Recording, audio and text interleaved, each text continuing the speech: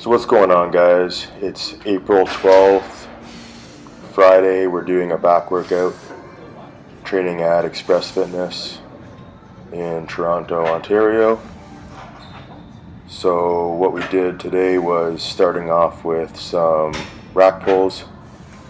And rack pulls are something that we work on to develop the erectors, so spinal erector group, or most people will just say that it's the lower back. But you also get the secondary benefit for getting the connection into your posterior chain. And because I wasn't using straps, and I don't like using straps, I didn't use a whole lot of weight. So I was using about the same weight that Sam was using, but she doesn't have a problem using straps, so she's good with those. And I did mine a little bit slower. She did hers a little bit more explosively. And this was what we started off with today. So what we're doing right now, because we're 7 weeks out from the Toronto Pro Qualifier Championships, is we're doing basically every muscle group twice a week. So for a back day, Finish it. Let's go. one day we'll focus the most on heavy pulls, rows, and then another day we'll focus more on pull downs, pull ups. But today we kind of just did a little bit of both. I focused more towards the end on doing some pull downs, and Sam did some more for her delts. So sometimes we train together and sometimes we don't, but for the most part we just end up doing the things that we need to work on the most, because we both have different weak points. And when it comes down to contest training, it makes always the most sense to focus most of your efforts and your energy on the things that you need to bring up. So focusing your energy on your weak points, because your strong points will always look good on stage when you're lean, but you only have so many weeks to bring up those weak points and make the improvements for the stage. So when we were doing our pull-ups today, we decided to use the assisted machine, the Gravitron, and this one, it just makes the movement a little bit smoother, eliminates momentum, allows you to get a better range of motion. And for me, because I'm pretty heavy, these are something that I wouldn't be able to get as many reps as I would want to, or with as good as form as I would want to, with just body weight. And pull-ups have never really been a good movement for me anyway, but there's something that I'm working on. So again, focusing on weak points. Other than that, do a couple sets. Overall, we did about 3 sets per exercise, but we don't always train like that, so our workouts will vary. For myself, I'll tend to do one heavy day and one day with a little bit more volume. I like doing rest pause sets, but you also need to be able to train for getting a pump, for getting a connection in the muscle, and also just to train smart, because you can't overload the muscle every single workout without breaking down. So Sam did different grips on her pull-ups, which is always a good idea if you want to improve your back overall. So doing an underhand grip tends to bring out a little bit more lats compared to an overhand grip, which will tend to bring out a little bit more rhomboids. With an underhand grip, you'll also get more bicep activation, but most people will be stronger with an underhand grip anyway.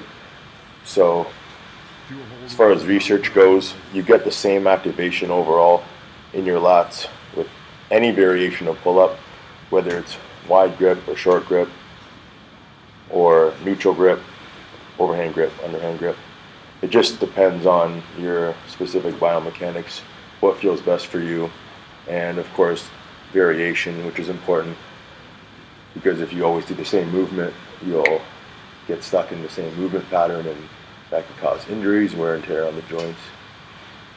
But for me, I'm trying to focus a lot more on not actually using my biceps, because that's been a problem, is that they're stronger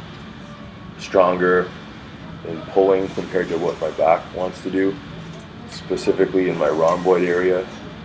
So if I try to exaggerate the range of motion on pull down or pull up or row, then I'll end up getting too much bicep. Sometimes it hurts me. So I've had to train smarter, but I still like my heavy movements. I've just made some adjustments into grip and positioning, body positioning with my compound heavy movements, bent over movements. So in this one, it's basically like your barbell row, but you're doing with dumbbells, which will allow a little bit more freedom in the wrist, so you're not locked in.